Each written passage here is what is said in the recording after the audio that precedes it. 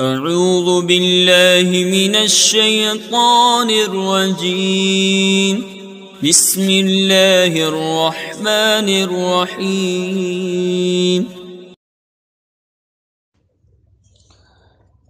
نحویوں کی شان۔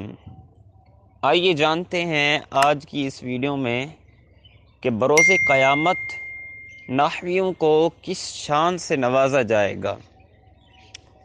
حضرت علی رضی اللہ تعالیٰ عنہ کا قول ہے، فرمایا اذا جاء نحویون فی یوم القیامت قیل فی حقہم من جانب اللہ تعالی، یعنی قیامت کے دن جب نحوی لوگ آئیں گے تو اللہ پاک کی جانب سے ان کے حق میں کہا جائے گا، یا ملائکتی انحوہم عن النار کما نحو کلامی عن الخطایا، اے میرے فرشتوں حفاظت کرو ان کی آگ سے جیسے حفاظت کی انہوں نے میرے کلام کی غلطیوں سے۔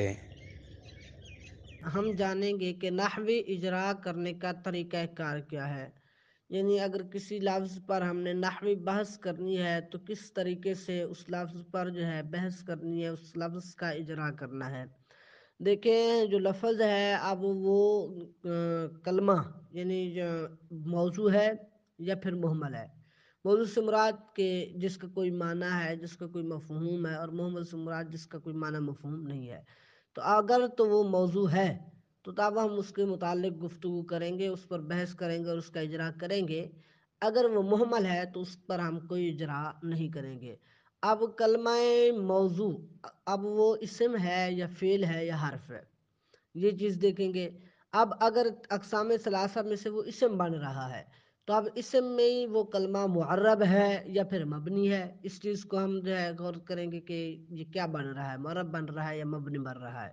تیسری چیز یہ ہے کہ اگر مبنی ہے تو مبنی الاصل ہے یا پھر مشابہ مبنی الاصل ہے۔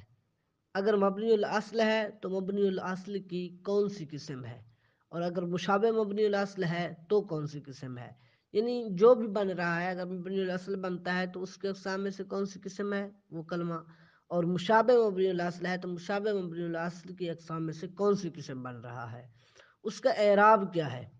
اگر معرب ہے تو پھر یہ بھی بتانا ہوگا کہ وہ کلمہ واحد ہے، تثنیہ ہے یا جمع ہے۔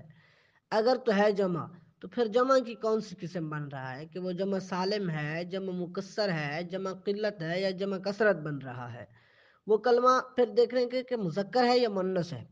اگر تو مؤنث ہے تو مؤنث کی پھر کون سی قسم ہے، کہ مؤنث سے حقیقی ہے کہ لفظی ہے، ٹھیک ہے۔ اور اسی طرح معرفہ ہے یا نکرہ ہے۔ اگر وہ معرفہ کلمہ بن رہا ہے تو پھر معرفہ کی اقسام سبعہ میں سے کون سی قسم بن رہا ہے۔ اور وہ کلمہ ایک چیز یہ اور دیکھیں گے کہ منصرف ہے یا غیر منصرف ہے۔ دیکھیں اگر غیر منصرف ہے تو اب اس میں ہم دیکھیں گے کہ دو اسباب کون سے پائے جا رہے ہیں، یا ایک ایسا سبب جو دو کے قائم مقام ہے وہ کون کون سے پائے جا رہے ہیں اس میں۔ اگر معرب ہے تو اب وجوہ اعراب میں کون سی قسم ہے، یعنی مرفوعات میں سے، منصوبات اور مجرورات میں سے یہ کیا بن رہا ہے۔ اس کے بعد ہم دیکھیں گے کہ یہ کلمہ عامل ہے یا معمول ہے۔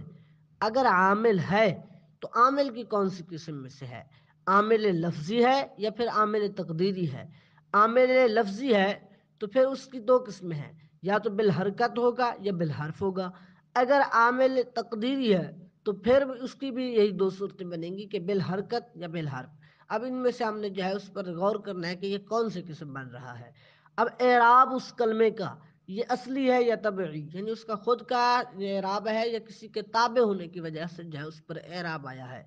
اگر یہ کلمہ حرف ہے، یہ مکمل بحث جو میں نے پہلے ذکر کی ہے یہ ساری ہے کہ اس صورت میں کہ جب کلمہ اسم واقع ہو رہا ہو۔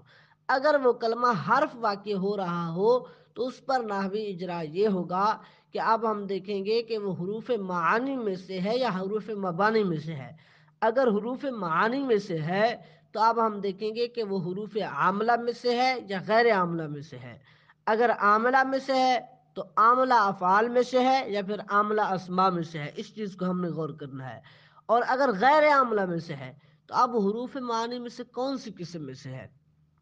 اب ابتدائی طور پر اس طریقے پر ہم عمل کریں گے، اگرچہ یہاں عمل کرنا کچھ مشکل ہو جائے گا، یہ تمام چیزیں نکالنا، لیکن کچھ عرصے کے بعد آپ کے لیے سب کچھ آسان ہو جائے گا، اور انشاءاللہ کچھ ہی عرصے میں آپ کے لیے نحوی اجرا کرنا بالکل آسان ہو جائے گا۔ ناظرین کرام، ہم نے ذکر کیا تھا کہ کلمے کے جو ہے 3 چیزوں کے متعلق بحث کی جائے گی کہ وہ اسم ہے، فعل ہے یا حرف ہے۔ ہم نے اسم کے بارے میں بھی بحث کی کہ نہ اسم کا کیا اجرا اس پر کیا جائے گا، حرف کے بارے میں بھی کی، اور فعل کے بارے میں نہیں کی۔ تو بات یہ ہے کہ فعل کا تعلق جو ہے یہ صرف سے ہے، نحو سے نہیں۔ نحو سے جو تعلق ہے وہ اسم کا ہے، تو اس وجہ سے جو ہے ہم نے اسم کی بحث کو جو ہے خاص طور پر آپ کے سامنے بالتفصیل ذکر کیا ہے، تاکہ پتہ چل سکے کہ اسم کا جو اجرا ہے نحو کے اندر، اسم پر جو اجرا کیا جاتا ہے وہ کس طریقے سے کیا جاتا ہے، اور حروف کا بھی جو ہے یہ اسی کے اندر جو ہے علم نحو کے اندر اس کا تعلق ہوتا ہے۔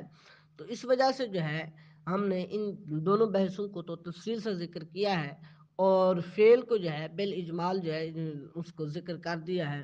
اللہ تبارک و تعالی ہمیں علم نافع عطا فرمائے، اور اللہ تبارک و تعالی ہمیں دین و دنیا کے بھلائیں نصیب فرمائے۔ آمین بجاہ خاتم النبیین صلی اللہ تعالی علیہ وآلہ وسلم۔